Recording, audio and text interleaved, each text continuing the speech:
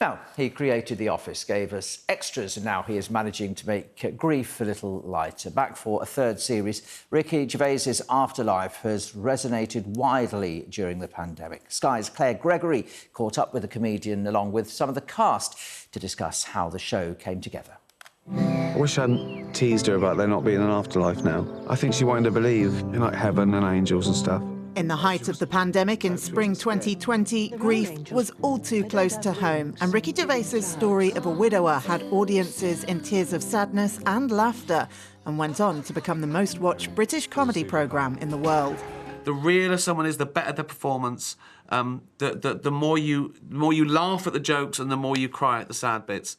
Do you want to come over later? No. So that I haven't even finished. And like with some of his previous creations, it's hard to know where the character ends and Gervais begins. I think people have got this idea that Ricky's quite arrogant and a bit like David Brent. Yeah, and he is. He's exactly like that. There is a touch. There is a touch.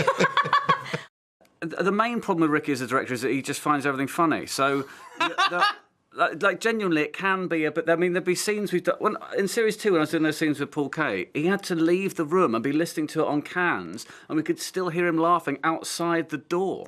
Yeah. I mean, it was ridiculous. I ruin most takes. Yeah. So that's your sort of your greatest flaw, I think, as a director, is that you sabotage your own work. In the aftermath of the muted and scaled-back Golden Globes last week, Gervais's scathing speeches as host in 2020 now hold a special place in awards history. He's also the only person who Ben Affleck hasn't been unfaithful to. Please welcome Matt Damon. The first time I did it, 10 years ago, people were going, why is he saying awful things to these most important people in the world? And the world changed, and by the 5th time, they were going, yeah, go on, give it to him. Yeah. We're sick of them. We're sick of celebrities. He's a baby.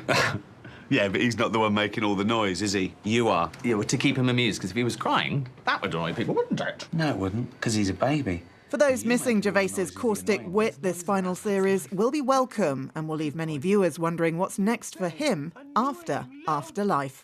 Claire Gregory, Sky News.